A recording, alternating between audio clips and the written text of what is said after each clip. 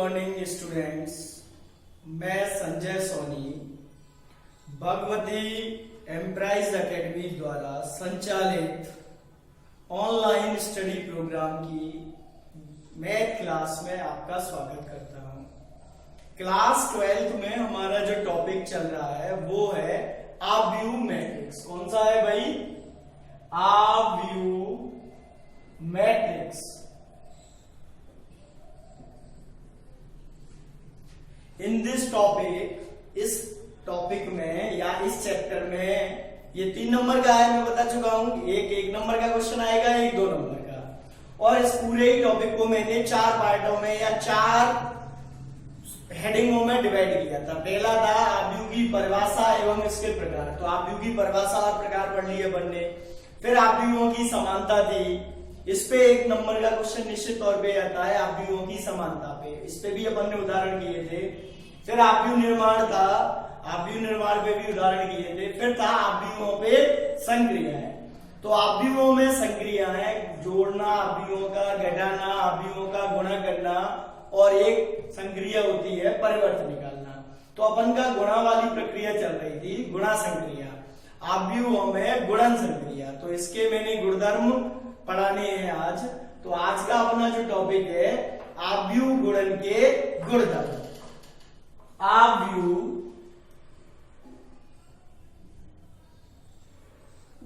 गुणन के गुणधर्म। तो पहला है क्रम विनिमय। क्रम विनिमय। तो इसमें आव्यूह गुणन क्रम विनिमय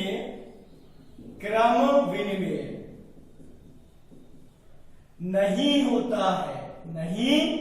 होता है। इसमें अपन ने एक उदाहरण भी किया था। ए बी और बी ए दोनों निकाले थे, वो दोनों ही बराबर नहीं थे। ए बी तो आया था अपना 2 गुणा 2 का, जबकि बी ए आया था 3 गुणा 3 का। अतः ए बी बराबर नहीं था बी ए। समझ में आ गई ना बात? आव्यूहों का गुणन क्रम विनिमय नहीं होता है, यानी ए बी बराबर बी ए नहीं होता है। अब दूसरा है साहचर्यता।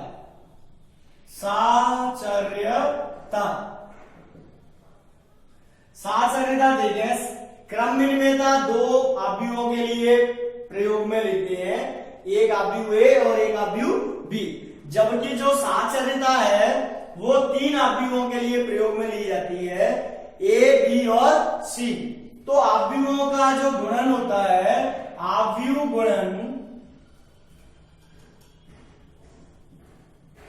साहचर्य होता है। कैसा होता है भाई? साहचर्य होता है। आव्यूहों का जो गुणन होता है वो साहचर्य होता है। क्रम विनिमय तो नहीं होता, लेकिन साहचर्य जरूर होता है। तो साहचर्यता के लिए देखें, ए बी सी बराबर ए बी और सी। साहचर्यता में ये ध्यान रखें कि ये जो क्रम है ए बी और सी का, ये नहीं बदलना चाहिए।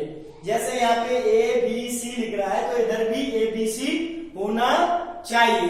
ग्रुपिंग चाहे भले ही अपन कैसे ही कर रहे हैं, पहले बी और सी को गुणा कर रहे हैं और उस गुणनफल को ए से गुणा कर रहे हैं, या पहले ए और बी को गुणा करें और उस गुणनफल को सी से गुणा करें। लेकिन क्रम नहीं बदलना चाहिए।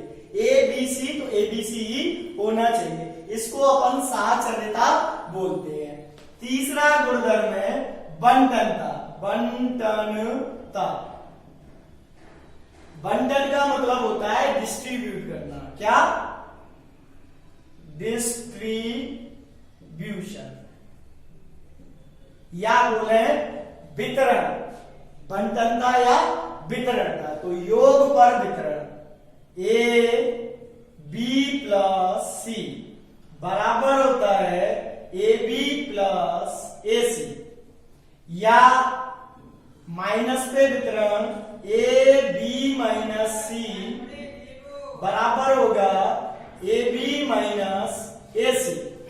ए बी माइनस ए सी। समझ में आ रही है ना भाई बात? बंटनता होती है। फिर इसके बाद देखें अपन, क्रम विनिमयता हो गई, साचर्यता हो गई, बंटनता हो गई, और फिर एक होता है निरसन नियम। निरसन नियम, निरसन नियम को अंग्रेजी में बोलते हैं cancellation law. Cancellation law, cancellation का मतलब है यदि ए बी बराबर ए सी है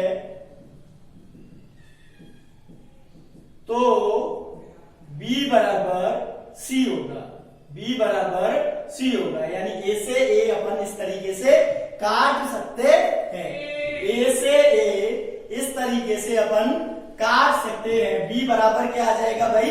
सी आ जाएगा। समझ में आ गई ना भाई बात? फिर अगला है 5वां, गुणन तत्समक का अस्तित्व। का अस्तित्व, तो जो इकाई आव्यूह होता है, मैंने आव्यूहों के प्रकार में पढ़ाया था, इकाई आव्यूह या तत्समक आव्यूह, वो गुणन के लिए तत्समक होता है। ए इंटू आई बराबर होता है आई इंटू ए, यानी जो इकाई आव्यूह है वो गुणन के लिए तत्समक आव्यूह होता है।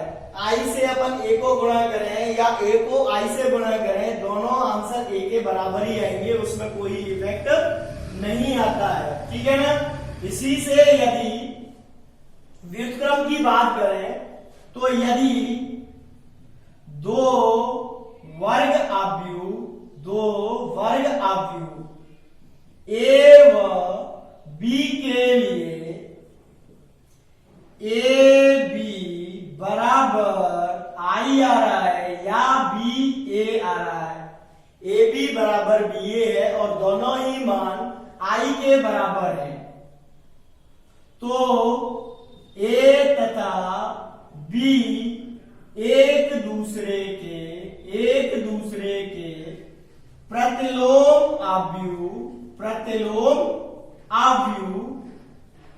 या व्युत्क्रम आव्यूह होते हैं। यदि दो वर्ग आव्यूह ए तथा बी के लिए इस प्रकार गुणन क्रिया हो रही है कि ए और बी को गुणा करें, वो बराबर आ जाए बी और ए को गुणा करने के, और किसके बराबर आ जाए भाई? इकाई आव्यूह के, तो हम बोलेंगे कि ए बी का व्युत्क्रम है और बी ए का व्युत्क्रम है। इसको अपन 5th चैप्टर में आगे और डिस्क्राइब करेंगे, विस्तार से जानेंगे कि ए का व्युत्क्रम कैसे ज्ञात करते हैं और बी का व्युत्क्रम कैसे ज्ञात करते हैं। ठीक है ना भाई? अभी इसमें दो महत्वपूर्ण नियम और हैं।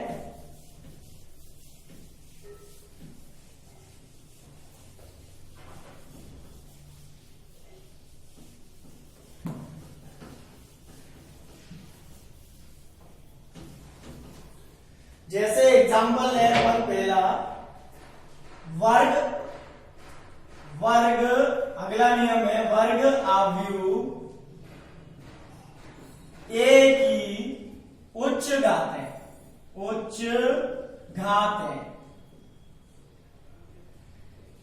ए वर्ग बराबर ए इंटू ए, या अपन को ए का क्यूब निकालना है तो ए इंटू ए स्क्वायर, इस तरीके से अपन वर्ग आव्यूह ए की उच्च घातें ज्ञात कर सकते हैं। एग्जाम्पल देखें, यदि आव्यूह ए बराबर 1, 2, 0, माइनस ए है तो ए वर्ग व ए क्यूब ज्ञात कर। ठीक है ना भाई? किसी वर्ग सवाल में ए वर्ग या ए क्यूब ज्ञात करना है तो कैसे ज्ञात करते हैं? तो सबसे पहले अपन ने ए वर्ग ज्ञात किया तो इसको ए इंटू ए लिखना है, 1, 2, 0, माइनस 1 इंटू 1, 2, 0, माइनस 1। ऐसा मत कर देना कि यहाँ पे ए वर्ग लिख रहा है और ए बराबर ये दे रखा है, तो अपन अपन इनका ही वर्ग करना है। 1 का वर्ग 1, 2 का वर्ग 4, 0 का वर्ग 0 और -1 का वर्ग +1। ऐसा नहीं करना है। वर्ग ए वर्ग से तात्पर्य है ए का ए से गुणा, आव्यूह ए का आव्यूह ए से गुणा ही वर्ग होता है ए वर्ग। ये नहीं कि आव्यूह ए के अवयवों के तुमने वर्ग कर दिए। ए वर्ग या ए की घात 3 का ये कतई मतलब नहीं है कि आप आव्यूह ए के अवयवों के वर्ग या घन ज्ञात कर दें। ए इंटू ए करा तो देखें गुणा जो होता है वो पंक्ति का स्तंभ से ही होगा।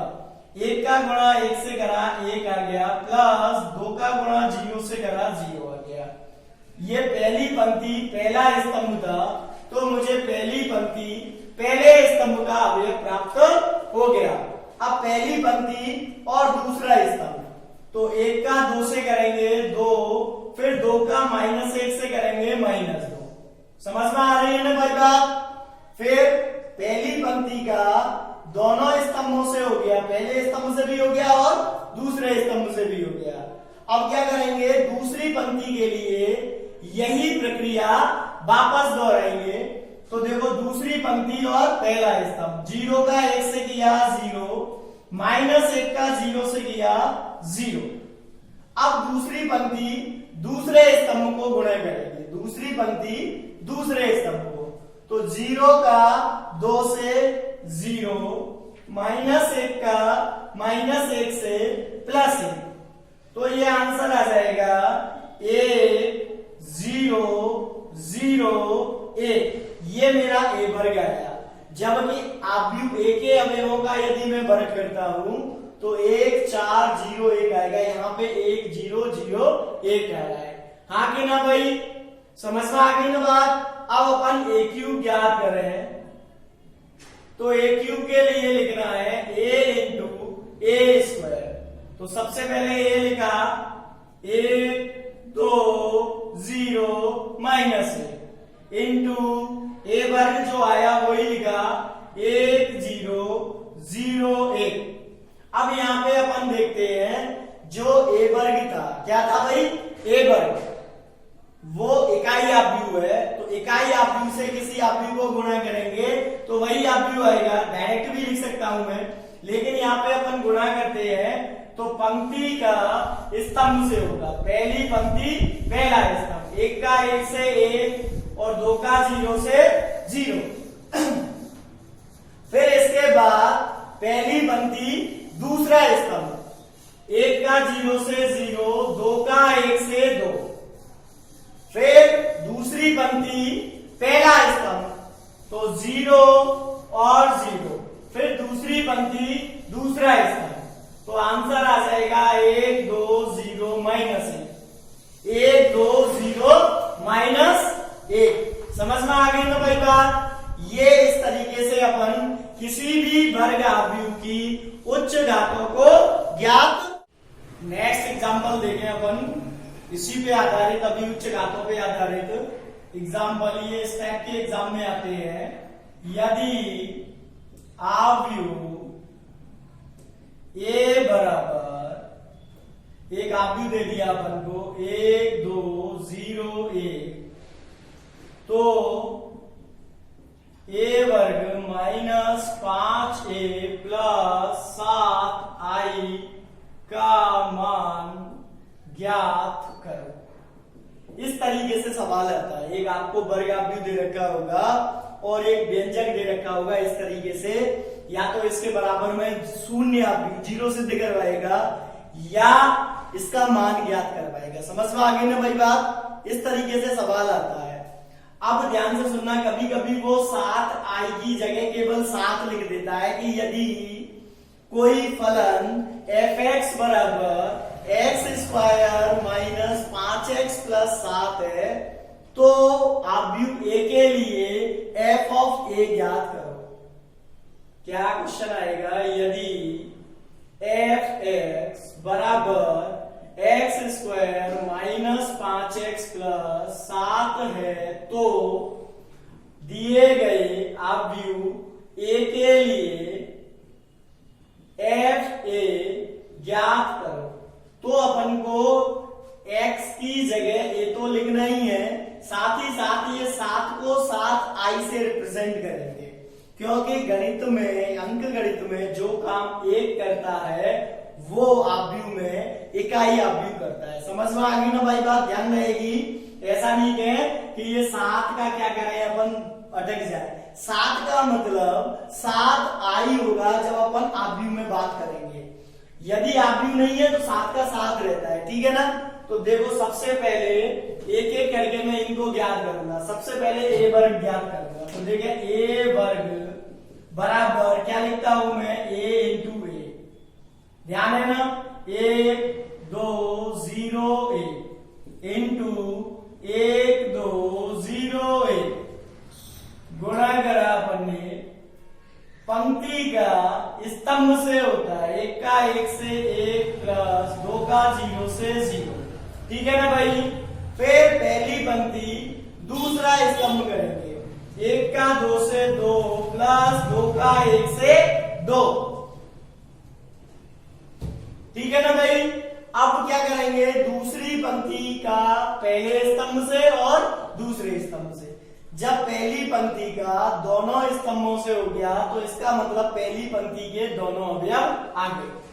फिर दूसरी पंक्ति का करेंगे तो 0 का 1 से 0, 1 का 0 से 0, आगे ना। फिर अपन ने 0 का 2 से किया 0 और 1 का 1 से किया 1 आ गया, तो ये a वर्ग बराबर आ गया 1 4 0 1। जोड़ दिया अपन ने, 1 और 0 1 हो गया, 2 और 2 4 हो गया 0, ये मेरा a वर्ग आ गया। अब लिखेंगे दिया गया व्यंजक, दिया गया व्यंजक क्या है, a वर्ग माइनस 5a प्लस 7i बराबर a वर्ग लिखा मैंने 1 4 0 1 माइनस 5 a लिखा 1 2 0 1 प्लस 7 लिखा और i लिखा 1 0 0 1। i का मतलब सदैव इकाई आव्यूह होगा। आव्यूह गणित में i का मतलब सदैव इकाई आव्यूह होगा 1 0 0 1। यदि बाकी के सभी आव्यूह 2 गुणा 2 क्रम के हैं और यदि 3 गुणा 3 क्रम के हैं तो i भी 3 गुणा 3 क्रम का ही लिया जाएगा। अब देखो इसको अपन हल करते हैं, तो 1 4 0 1 माइनस 5 से गुणा किया 5 1 5, फिर 2 से गुणा किया 5 गुना 10, फिर 0 से गुणा किया 0 और 5 1 5 प्लस 7 से गुणा करा 7 0 0 7। अब ये सभी आव्यूह समान क्रम के हैं, 2 गुणा 2 क्रम के। तो अपन क्या करते हैं भाई, जोड़ने वाले जुड़ जाएंगे, घटने वाले घट जाएंगे। तो देखें 1 लिखा सबसे पहले, ठीक है ना, इसके बाद माइनस का 5 और फिर प्लस का 7, ठीक है, पहला अक्षर आ गया। इसका a11, इसका a11 और इसका a11 ये एक साथ जुड़ जाएंगे। तो देखो 1 और 7 तो प्लस के हैं, धन के हैं, जबकि 5 ऋण का है। तो 1 और 7 तो प्लस के लिख दिए और 5 माइनस का। अब इसका a12 4, इसका a12 10 और इसका a12 0। तो यहां लिखा मैंने 4, लेकिन ये माइनस लग रहा है तो माइनस 10 हो जाएगा और प्लस 0, यानी ये दूसरा आव्यूह घटाना है, पहला और तीसरा जोड़ना है। फिर ये 0 और ये 0, तो 0 माइनस 0 प्लस 0, फिर ये 1 ये 5 और ये 7। तो देखना 1 माइनस 5 और प्लस 7। समझ में आ गई ना भाई बात। तो आंसर आ गया देखो 1 और 7, 8 में से 5 गए तो 3, 4 में से 10 गए माइनस 6 और ये 0 और 7 और 1 8 में से 5 गए तो 3। इस तरीके से अपन दिए गए व्यंजक का मान ज्ञात करते हैं। समझ में आ गई ना भाई बात, कोई दिक्कत? अब इसी पे एक और सवाल करें अपन आव्यूह गुणन पर ही। आव्यूह गुणन पे अगला question,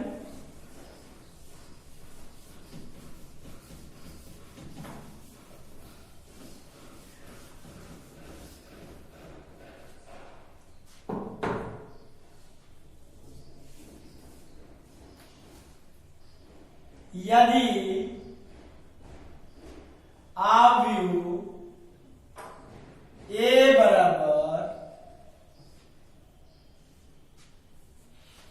0 minus 10 alpha by 2 10 alpha by 2 और 0 है तो सिद्ध कीजिए, सिद्ध कीजिए। ध्यान से देखना भाई, काफी इंपॉर्टेंट क्वेश्चन है। आई प्लस ए बराबर I minus A cos alpha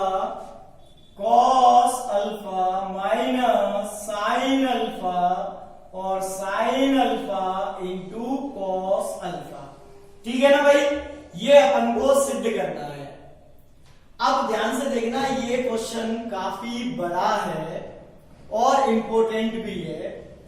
कई बार सिलेबस चेंज हो गया लेकिन ये क्वेश्चन चेंज नहीं हुआ। ये क्वेश्चन एज इट इज 2001 से चला आ रहा है, काफी पुराना है। ठीक है ना, ध्यान से देखना। सबसे पहले अपन, ये मेरा बायां पक्ष है, LHS मैंने बोल दिया तो LHS निकालेंगे। ठीक है, क्या है? I प्लस ए। तो मैंने बता चुका हूं I क्या होता है, इकाई आव्यूह 1 0 0 1 प्लस ये जो दे रखा है 0 minus 10 alpha by 2 10 alpha by 2 और 0 लिख दिया।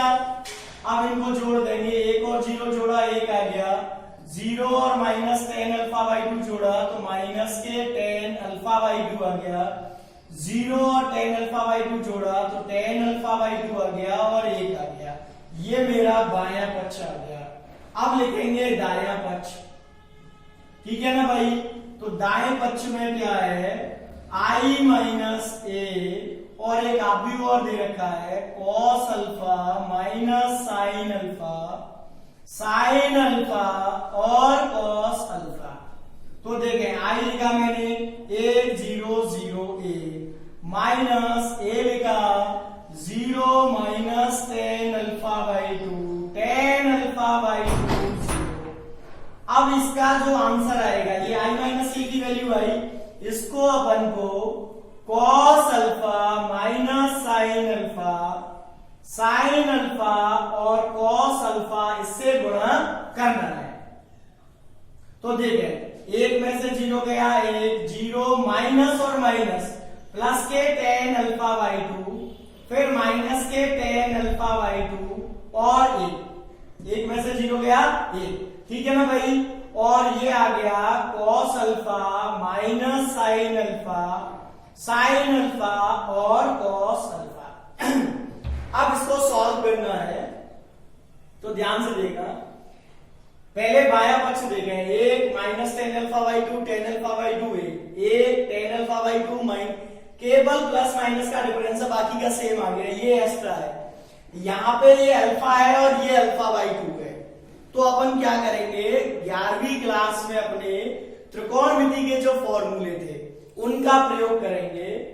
कॉस अल्फा बराबर 1 माइनस 10 स्क्वायर अल्फा बाई 2 बटे 1 plus 10 square alpha by 2। Cos 2 theta का फॉर्मूला था, कॉस 2 थीटा बराबर या कॉस 2 अल्फा बराबर 1 माइनस 10 स्क्वायर अल्फा बटे 1 प्लस 10 स्क्वायर अल्फा। त्रिकोणमिति में कॉस 2 अल्फा के 4 फॉर्मूले थे। कॉस 2 अल्फा बराबर cos square alpha minus sine square alpha, या 1 माइनस 2 साइन स्क्वायर अल्फा, या 2 कॉस स्क्वायर अल्फा माइनस 1, और चौथा फॉर्मूला ये था 1 माइनस 10 स्क्वायर अल्फा बटे 1 प्लस 10 स्क्वायर अल्फा। ठीक है ना, तो 2 अल्फा के कारण यहाँ अल्फा आ रहा था और अल्फा है तो क्या आ जाएगा, अल्फा बाई 2। समझ में आ गई ना भाई बात? ये मैं आपको पिछले लेक्चर में भी बोल चुका हूं कि त्रिकोणमिति के सारे फॉर्मूले आपको लर्न होने चाहिए। इसी प्रकार साइन अल्फा बराबर 2 tan अल्फा बाई 2 बटे 1 plus tan square alpha by 2, ये अपन यहां प्रतिस्थापित करेंगे। तो देखें क्या है, RHS अपना एक tan alpha by 2 minus tan alpha by 2 और एक, ये कोष्टक लिख दिया। अब इसको देखें बदलते हैं अपन, एक minus tan square alpha by 2 बटे 1 plus tan square alpha by 2, ये cos अल्फा की जगह लिख दिया। अब माइनस साइन अल्फा तो ये लिखेंगे, तो माइनस के 2 tan अल्फा बाई 2 बटे 1 plus tan square alpha by 2, ठीक है ना। फिर क्या है साइन अल्फा, तो साइन अल्फा की जगह 2 tan अल्फा बाई 2 बटे 1 plus tan square alpha by 2। फिर क्या है cos अल्फा, तो cos अल्फा की जगह 1 minus tan square alpha by 2 बटे 1 plus tan square alpha by 2।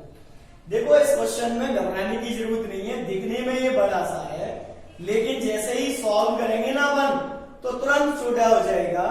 जैसे अपन डॉक्टर इंजेक्शन लगाता है तो इंजेक्शन देखने से पहले ही डर लगता है, और एक बार जब सुई चुभती है तब दर्द होता है, उसके बाद पूरा इंजेक्शन खत्म हो जाए दर्द नहीं होता। तो ऐसे ही शुरुआत में डर लगेगा सवाल से, लेकिन करने लग जाएंगे तो फिर कोई दिक्कत नहीं आएगी। अब यहाँ पे केवल अपन को गुणा करना है पंक्ति का स्तंभ से, ऐसे ही होता है ना भाई गुणा, पहली पंक्ति पहला स्तंभ, तो एक का तो इससे हो जाएगा, यही आ गया 1 minus tan square alpha by 2 बटे 1 plus tan square alpha by 2।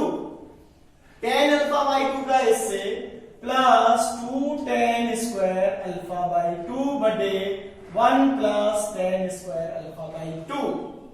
अब पहली पंक्ति दूसरा स्तंभ करेंगे, तो देखो माइनस 2 tan अल्फा बाई 2 बटे 1 plus tan square alpha by 2, एक का इससे हो गया। अब tan अल्फा बाई 2 का इससे होगा, तो ध्यान से देखना, tan अल्फा बाई 2 का एक से किया तो tan अल्फा बाई 2 माइनस इससे करेंगे tan स्क्वायर अल्फा बाई 2 का से tan अल्फा बाई 2 का, तो क्यूब हो जाएगा।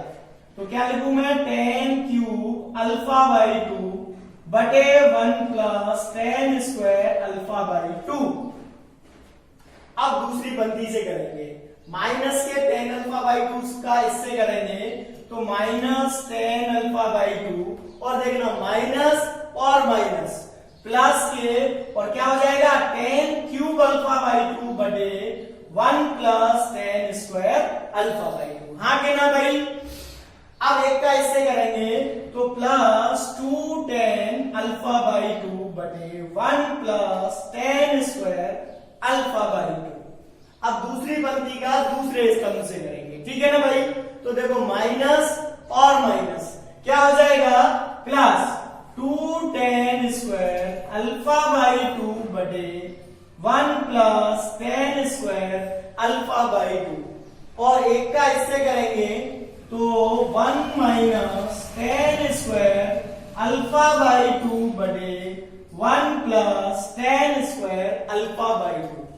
अब ध्यान देखें 1 plus tan square alpha by 2 सबका एलसीएम आ रहा है ना भाई, तो मैं यहाँ सॉल्व करके लिख रहा हूं। देखो ये एलसीएम लिख दिया 1 plus tan square alpha by 2, अब एक का एक लिख दिया। अब देखना माइनस के tan स्क्वायर अल्फा बाई 2 और प्लस के 2 tan स्क्वायर अल्फा बाई 2, तो प्लस का बचेगा ना, तो plus tan square alpha by 2, tan वर्ग अल्फा बाई 2 हो गया। अब यहां भी लघुत्तम आ गया मेरा 1 प्लस tan वर्ग alpha by 2, 1 plus tan square alpha by 2, minus के 2 tan अल्फा बाई 2 और प्लस के tan अल्फा बाई 2, तो माइनस के tan अल्फा बाई 2 बचेगा ना भाई, tan अल्फा बाई 2, और माइनस के tan cube alpha by 2, minus का tan क्यूब अल्फा बाई 2। अब नीचे देखें, यहां भी वैसे आ गया 1 plus tan square alpha by 2, अब ये छोटा हो जाएगा, घबराने की जरूरत नहीं है। माइनस के टेन अल्फा बाई टू और प्लस के two tan alpha by two. तो क्या बचेगा भाई, प्लस के टेन अल्फा बाई टू और प्लस के ही tan cube alpha by two. ठीक है ना। अब इधर भी जैसे आ गया 1 plus ten square alpha by two. तो देखना एक का तो मैंने एक लिख दिया, अब प्लस के तो दो टेन वर्ग अल्फा बाई टू है और माइनस का एक टेन अल्फा बाई टू है, तो प्लस के बचे टेन वर्ग अल्फा बाई टू। अब यहां देखते हैं ये कैंसिल हो जाएगा, छोटा हो गया ना, तो ये इनकी जगह मैंने लिख दिया एक, इसकी जगह कितना आ गया भाई एक। अब यहां से देखना minus ten alpha by to में कॉमन ले लेता हूं, minus ten alpha by two, तो क्या बचेगा एक बचेगा और माइनस कॉमन ले लिया तो प्लस बचेगा और यहाँ पे टेन वर्ग अल्फा बाई टू, टेन वर्ग अल्फा बाई टू और बटे 1 प्लस टेन वर्ग अल्फा बाई टू। ठीक है ना भाई। ऐसे ही यहां से प्लस के tan alpha by two common ले लिया, टेन अल्फा बाई टू, तो 1 प्लस टेन वर्ग अल्फा बाई टू बटे 1 प्लस टेन वर्ग अल्फा बाई टू और यहाँ पे एक बचा, ten alpha by two common लिया तो यहाँ पे एक बचा प्लस टेन वर्ग। अब ये वापस कट गए तो आंसर आ गया अपना क्या, एक minus ten alpha by two plus के टेन अल्फा बाई टू और ये दाया पक्ष आया और ये बाया पक्ष, देखो दोनों बराबर है ना, लिख देना LHS बराबर RHS, बाया पक्ष बराबर दाया पक्ष। इति सिद्धा। ये सवाल कम से कम 3 नंबर का है, लेकिन यहाँ 3 नंबर का नहीं आता तो कभी कभार इसको 2 नंबर में भी वो दे सकता है। ठीक है ना। इस सवाल में करना कुछ नहीं है, केवल कैलकुलेशन ऐसी आती है बीच में, बहुत बड़ी डरावनी, लेकिन अपन को डरना नहीं है, अपन सीनियर क्लास में आ गए। अब आपको यदि वीडियो पसंद आया है तो लाइक करें और आगे और वीडियो प्राप्त करने के लिए मेरा YouTube चैनल है संजय सोनी के नाम से, उसको सब्सक्राइब करें, जिससे अगले जो वीडियो में डालूं उसके आपको नोटिफिकेशन तुरंत मिल जाए। यदि फिर भी कोई प्रॉब्लम्स आती है तो आप फोन द्वारा एकेडमी में कांटेक्ट कर सकें। भगवती संस्थान आपके साथ सदैव है और बना रहेगा। घर पे रहें, सुरक्षित रहें, लेकिन नियमित पढ़ते रहें। धन्यवाद।